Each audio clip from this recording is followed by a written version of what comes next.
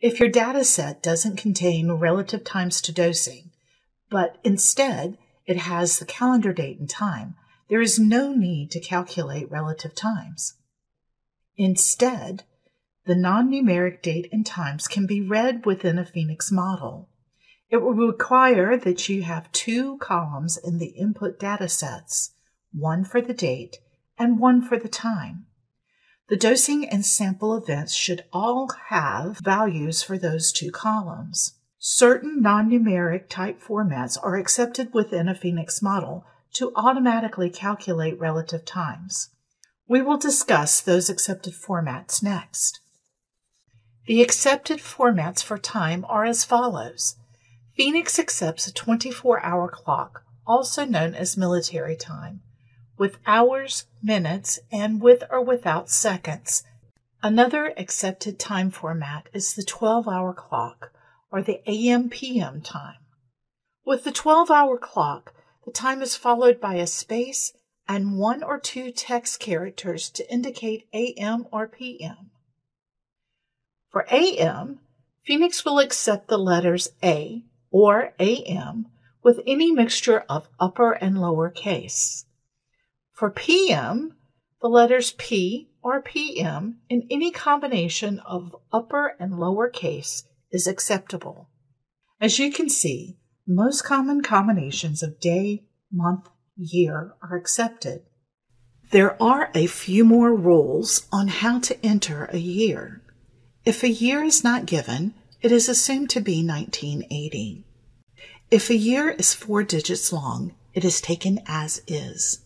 If the year is written as 1 or 2 digits, it is assumed to be in the century starting in 1980.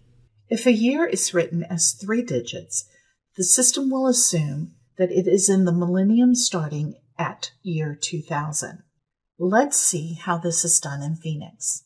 In this dataset, we have a column for date with the US format of month, day, and year. The month and day are only presented to 1 digit if less than 10. The time column indicates the time of the event using a 24-hour clock.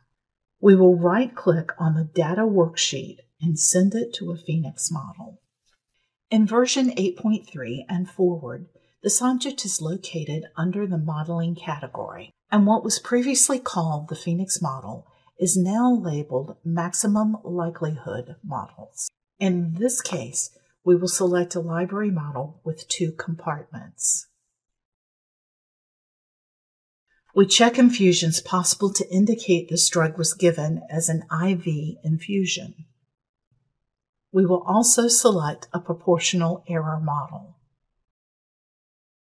We will do all the mappings for this population model. ID is mapped automatically to ID. We map the column rate to A1 rate, and the dose amount recorded in column amount is mapped to A1. And finally, we map the concentration in column DV. Now, to use the date and time columns, we select the tab Input Options. In here, we can check the option for date and then select the date format to use. Note that there is only an option for date format. We will first select the US date format.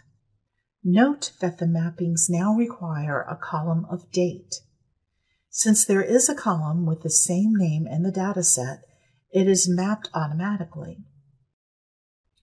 Before we can run this model, we need to enter initial estimates in the Parameters Fixed Effects tab.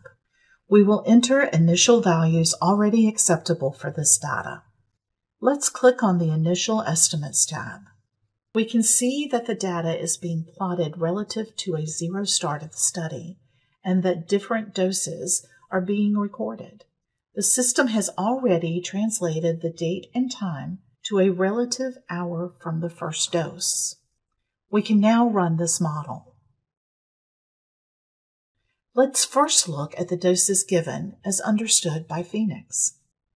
Note that in this doses worksheet, we see a time column for each dose given. This is the relative time from first dose in hours that the system has calculated using the calendar dates and times. We confirm that the relative time has been calculated appropriately by looking at some plots. Plot versus TAD shows times relative to each dose, so the time range is shorter, only to just above 2,000 hours. This is easier to see on lattice plots per subject in semi-log scale.